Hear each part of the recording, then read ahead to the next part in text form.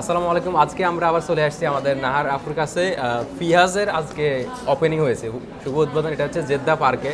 মানে এই জেদ্দা পার্কের এই মলে কিন্তু বড় বড় যে সৌদি আরবের শপিং মলগুলোতে কিন্তু মানে ব্র্যান্ড ছাড়া সহজে মানে শপ নেওয়া যায় না। তো উনি কিন্তু নিয়ে করে দেখেছেন, ওইটা আমরা ওনার থেকে জানবো। এবং কি উনি একজন নারী উদ্যোক্তা। মানে বাংলাদেশে এখানে আমরা পুরুষরা কিন্তু অনেক কিছু করতে পারি না, তো উনি নারী হয়ে কিন্তু অনেক বিজনেস করতেছে। এর আগে একটা ভিডিওতে আপনারা দেখছেন সরাইখানা রেস্টুরেন্টেরও উনি ওনার, এবং কি এটা ছাড়া অনেক মাল্টিপল বিজনেসে অলরেডি জড়াই গেছেন। তো ওনারে আমরাই লাইসেন্স করে দিয়েছিলাম, আমরা সুলতান মিডল ইস্ট কোম্পানি।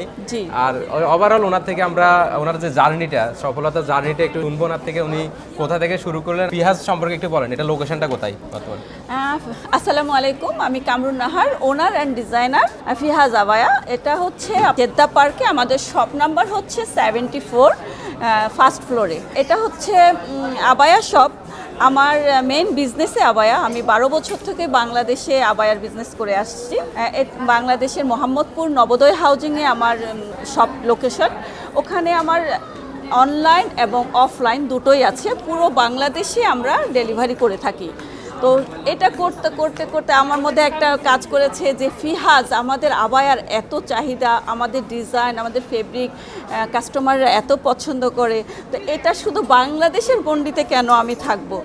আমার মনে হয়েছে যে না, যেখানে আবায়ার অনেক বেশি চাহিদা, যেখানে সবাই আবায়াকে ন্যাশনাল ড্রেস হিসেবে পরে। আমরা বাংলাদেশিরা যেমন 3 পিস শাড়ি আমাদের রেগুলার ইউজের জিনিস, বাট সৌদি আরবে হচ্ছে আবায়া হচ্ছে রেগুলার জিনিস।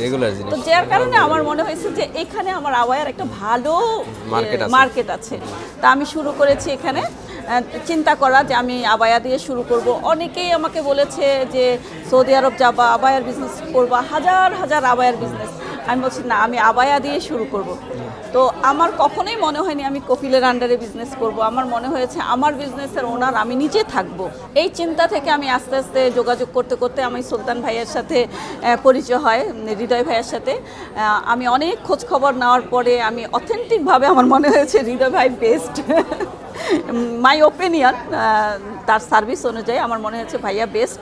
তো ভাইয়ার কাছ থেকে আমি ইনভেস্টর লাইসেন্সটা করেছি।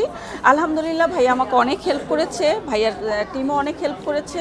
বেড়াতে এসে আমার মনে হয়েছে জেদ্দা পার্ক একটা ব্র্যান্ড, যেখানে বড় বড় ব্র্যান্ডরা আছে, তাদের মাঝে আমার ফিহাজকে প্রতিষ্ঠিত করতে হবে। আমার ফিহাজকে সবাই এক নামে চিনতে হবে। জেদ্দা পার্কে আসি, জেদ্দা পার্কে আমরা শপ নেই। বাংলাদেশের তুলনায় সৌদি আরবের ফর্মালিটিজ একটু বেশি। আমার প্রায় 2 মাস লেগে গেছে শপ আমার ওপেন করতে।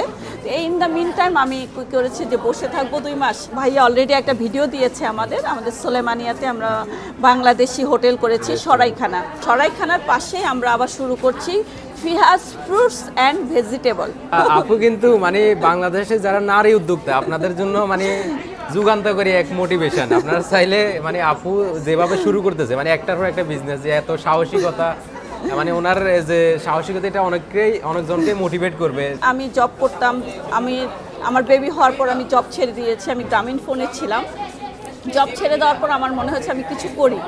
আমার হাজব্যান্ড আমাকে কখনোই বলেনি যে তুমি কিছু করতে পারবা না, তুমি শুধু আমার বাচ্চা দেখবা, আমার সংসার দেখবা। তার মানে ফ্যামিলি সাপোর্টটা এখানে 100%।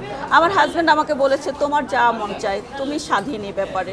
আমি বিজনেস এবং সংসার দুটোই একসাথে করব। সৌদি আরব কেন বেছেলেন? বাংলাদেশের পরে যদি কোনো দেশ আমার আপন মনে হয়, আমার মনে হয় এটা সৌদি আরব। এখানে আমাদের মহানবী সাল্লাল্লাহু আলাইহি ওয়াসাল্লাম শুয়ে আছেন, এখানে আল্লাহর ঘর আছে, এখানে একটা অন্যরকম শান্তি আছে।